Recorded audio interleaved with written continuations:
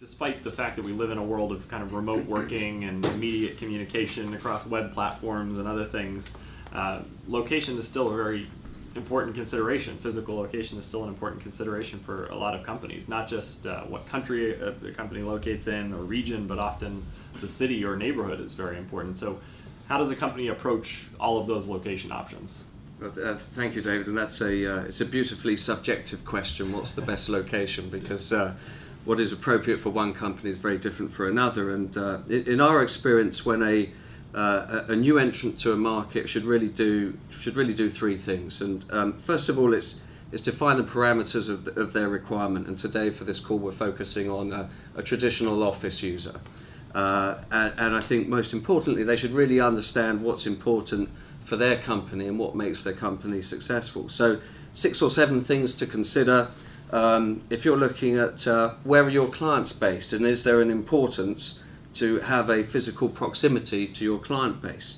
The type of labour pool that you're hoping to hire from, very important to get the right people.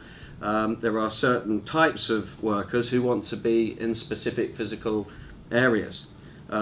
Where's your peer group? Particularly if you're in the tech industry, we know those companies like to cluster together because they like to share ideas, and quite often they hire from one another. Transportation. If you are the overseas office of a US company and you have senior colleagues visiting from the States, how easy is it to get to that location from the US?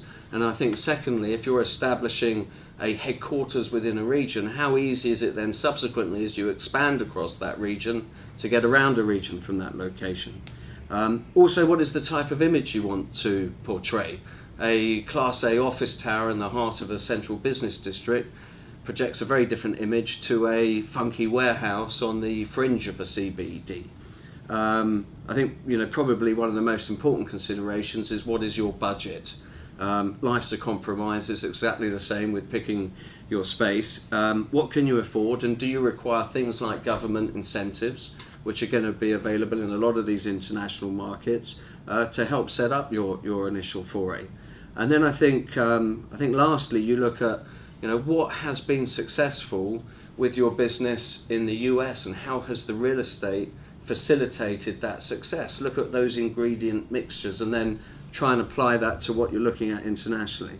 I think secondly then, having worked through defining what your requirements are, you look at trying to discover as much about that new location as you can. Speak to your peer group, again, looking at the tech industry, mindful of the base of tenants in the Boston area. They're very willing to share their experiences, tap into that knowledge. Sounds obvious, but get on a plane. Don't just go there Wednesday, Thursday and fly back as soon as you can. Stay overnight and try and take in a Saturday. If you're expecting your employees to work late at night and at weekends, is that a safe neighbourhood? How does the neighbourhood feel in those office hours? Those are important considerations. And then I think thirdly, and no surprise here, work with a competent real estate professional. They'll be able to expedite your knowledge about the market, and I think they'll place the context of where that market is in the cycle. Nobody wants to pay over market for their space, and nobody wants to be the high water mark in a real estate cycle either. So that's all very important.